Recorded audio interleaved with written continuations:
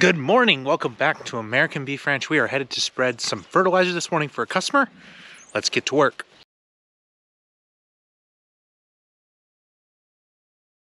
Welcome back to the channel. Like I said, we are headed to spread some fertilizer for a customer this morning. It's nice and chilly.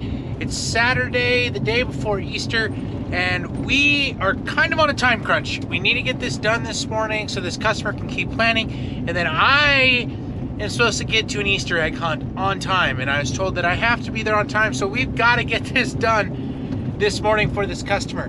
A little bit of a problem with the fertilizer.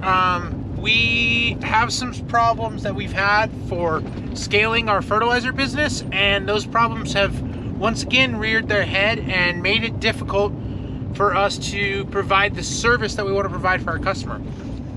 So let's get headed down here. I also have to stop and get gasoline. I'm severely low on gas. Like, look at this.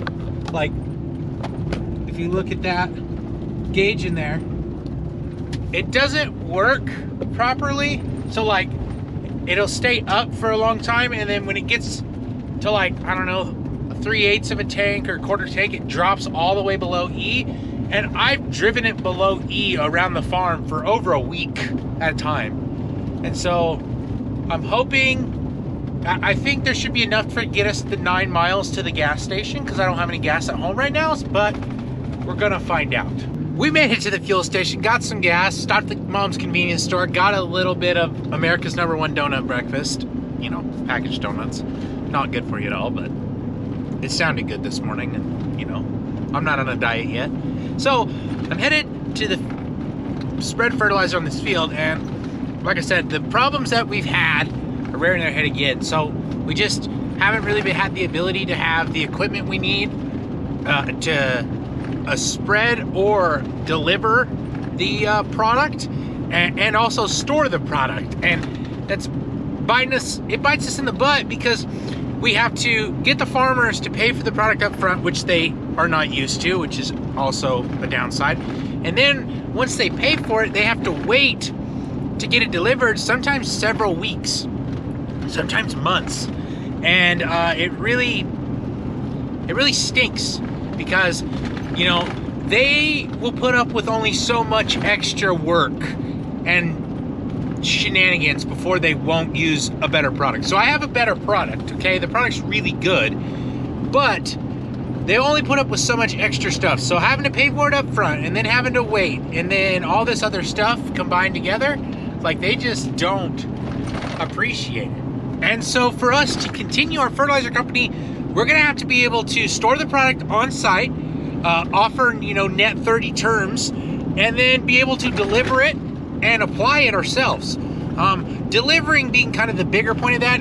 There's a lot of custom guys and a lot of bigger farmers spread their own fertilizer, so we won't be applying all the time, but we'll still have enough to apply that we want to be able to apply, because we want to be able to apply for ourselves, but also apply for other farmers. So what I've got to do is I've got to get down here, and I'm borrowing a backhoe from a neighbor that I know.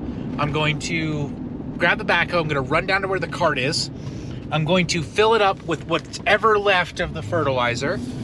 And then once that's done, I'm going to drive the backhoe back to their farm, grab one of their tractors, drive it, hook it up to the fertilizer cart, spread as many acres as I can with what I have, and then I'll take it back, take the tractor back, grab the pickup, and we will head to an Easter egg hunt. So let's go grab that backhoe. Let's get down there. Let's talk about the fertilizer a little bit and get to spreading. Let's see if this backhoe is going to start.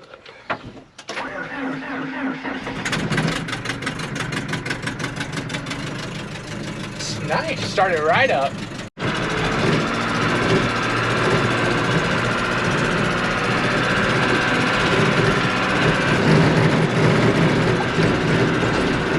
So we have a little fertilizer on the ground, not a whole lot. There's some dirt mixed in with it, but it's mostly this stuff. So what it is chicken manure and sulfur gypsum or sulfur calcium dihydrate, and they are hammer milled to about the exact same size, pretty small granule. And then they're put into like a tunnel or a trommel, and they're mixed around. and they sprinkle in a little bit of lignin, which starts to make the particles kind of go together, roll together.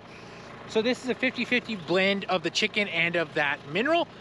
And so then, like I said, it's mixed in that trouble, it's combined into a single product, and that's what we have now, what we've been spreading. This is way better because we used to spread, and the only dust in here is the dirt because we had to dump it on the ground. Another thing that my farmers don't like, they spend all this money and then you got to dump this stuff on the ground, and we always have to send extra, and there's always a mess when you're done. I understand that, but we have that product all mixed together with some lignin, which is a natural binder, or sugar basically. And then we spread it on the field based off of its weight like any other fertilizer. And first off, it does a really good job because it has some N, some P, some K. It has a bunch of S, which is sulfur, which has been under applied for a long time. It also has a bunch of micronutrients. So if you're short on micronutrients, this is an awesome product because this has been found to have 72 different macronutrients. And so it's really complete, really helps soil, you know, with deficiencies of things. Not saying it's the end all be all because it's not, but it is a very, very good base fertility program to have on your operation.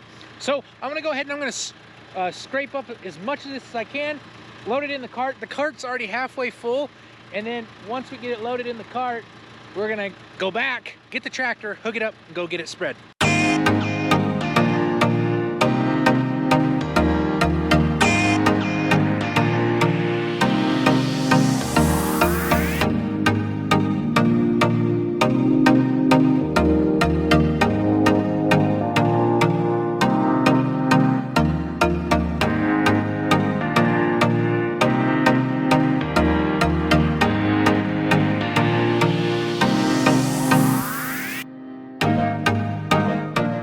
We got a decent load of fertilizer. There's some dirt mixed in. We've set the rate because we know there's dirt mixed in, but we're gonna go ahead, run this backhoe back up here and grab the tractor, and we're gonna get this stuff all spread out. Stay in front of this planter. Case Maxim 5230.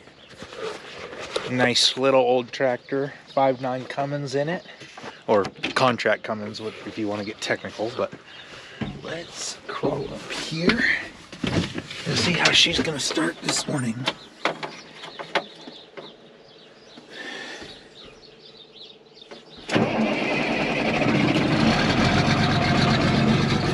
Not even a problem.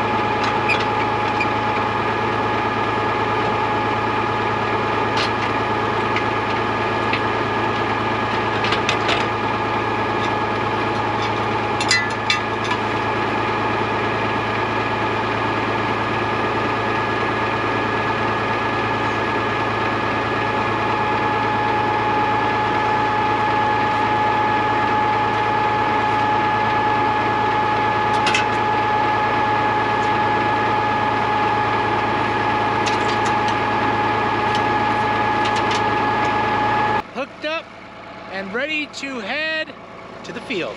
All right, crash course in how a fertilizer cart works. Right here we got an apron chain. That apron chain is what drags the fertilizer out of the bottom of the cart to right here and drops it on the spinner. The spinner spins, the PTO turns it, or hydraulically.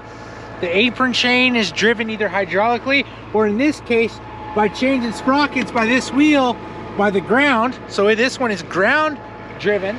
So what we do to set this up is we got to drop this wheel. This is a really bare bones cart, so it's just run by pull ropes. So all I do is I come over here and I yank that rope.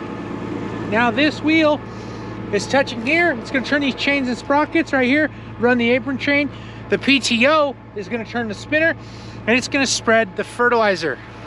Now, some people say this is accurate, this is not accurate, you can't ever get a good spread, but I'm here to tell you that in my experience, it's been pretty accurate. So what we do is we have a density, or how much the fertilizer weighs, how much a cubic foot of this fertilizer weighs. In our instance is 62 pounds. Now this cart has two different drive speeds, a low range and a high range, and you just would swap this chain back and forth. So we're in the low range, we want to spread about 300 pounds plus a little bit because of the dirt we have in here. So we come to this chart, so my density is 62, so I'm in between here, so I'm just gonna scroll down till I get somewhere. Oh, look, we get it right there at 4.5, so, but right here, 560, that's too much, that's a little too much. So basically, between 4.5 and 5, we're gonna hit it, so basically just over 4.5, like we have it set here, and that meters the fertilizer for us. And then you just drive 50-foot swaths in this instance, because this one spreads 50 foot wide, back and forth, up and down this field. So the field today, this is a 70, almost 78, 80 acre half pivot that was dry beans, and now it's going to be barley this year. And because of the bean rows, I can actually spread it really accurately. I haven't used GPS for much spreading, I'm mostly just driven it, and it works out, because usually what we find is the ground is so degraded that it all needs a whole bunch of stuff, and so it really doesn't hurt it to be a little bit off or put a little bit more on. So let's get in the tractor and get going. We've got our apron chain engaged. We need to turn our PTO on. And remember, this is ground driven, so hold on. The fertilizer cart is ground driven, so no matter what we do, it's gonna meter based off the speed of the cart. So I'm just gonna go ahead and make sure we got the RPMs in the right spot. And there we are off. Shift gears and get spreading. So you can probably see the dust coming off. You can see this PTO spinning, and probably see the apron chain running back there. But this is what spreading fertilizer looks like.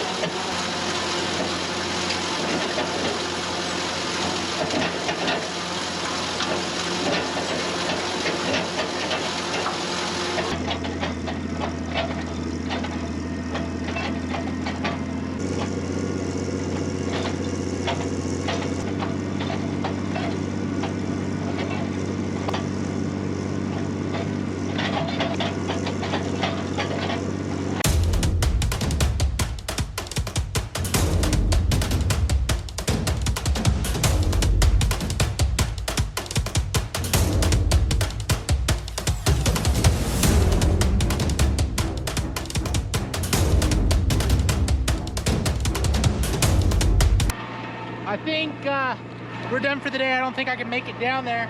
So I'm gonna disengage the wheel by picking it up, and now it's locked in the latch. So there you go, the apron chain's not gonna move anymore. And now we can go put all this stuff up. We'll come back here when the rest of our fertilizer shows up. It was supposed to be here, today's Saturday. It was supposed to be here Tuesday. And yesterday was Good Friday. They said the trucker stopped because of Good Friday and didn't tell anybody. And now we are, gotta wait till Monday apparently. But this will keep the farmer going today. That'd be just about right to keep the farmer moving on.